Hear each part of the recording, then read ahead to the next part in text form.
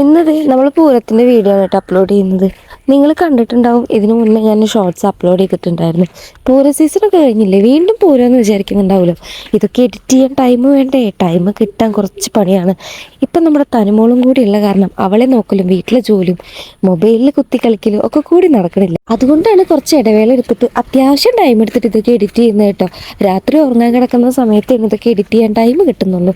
പിന്നെ voice over ഞാൻ പകല് മോൾ ഉറങ്ങുന്ന സമയത്താണ് കേട്ടോ ചെയ്യാറ്. ഇതിൽ പൂരമായതുകൊണ്ട് തന്നെ രാവിലെ എല്ലാവരും എണീറ്റ് അമ്പലത്തിൽ പോകാന്നൊക്കെ പ്ലാൻ ചെയ്തിട്ടുണ്ടായിരുന്നു.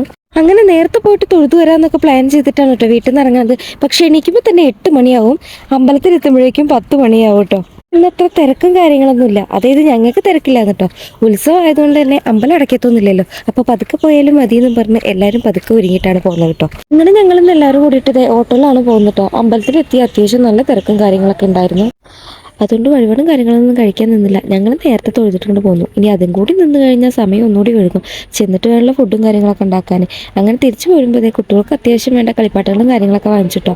പിന്നെ ഓരോ വരവിനുള്ള കാളകളെയും കണ്ടു. ഞങ്ങളിതേ തിരിച്ച് വീട്ടിലേക്ക് പോവാണ് കേട്ടോ.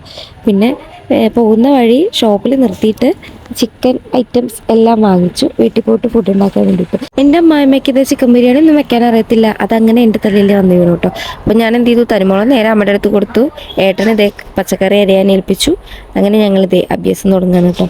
അപ്പോൾ അത് ഉണ്ടാക്കുന്ന വീഡിയോയും കാര്യങ്ങളൊന്നും എടുക്കാൻ പറ്റിയില്ല, കാരണം കുറച്ച് റിസ്ക്കാണ്. ഇതിനും കൂടിയും ടൈം കിട്ടിയിരുന്നെങ്കിൽ തനുമോള് കരച്ചിൽ തുടങ്ങിയിട്ടുണ്ടാവും.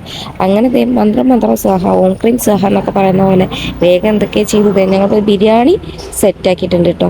അതിൻ്റെ ഇടയിലാണ് അനുമോള് വീഡിയോ എടുക്കാൻ വേണ്ടി വരുന്നത്. മേമേ ഇന്ന് എന്താ സ്പെഷ്യൽ എന്ന് പറഞ്ഞിട്ട്.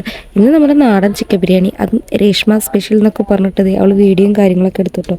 അത് കഴിഞ്ഞിട്ട് നമ്മൾ ദമ്മ പൊട്ടിച്ചു. സാധനം ചെക്ക് ചെയ്ത് നോക്കുകയാണ്, ക്വാളിറ്റി ഉണ്ടോയെന്ന് അറിയണ്ടേ. അപ്പോൾ സംഭവം സെറ്റാണ്.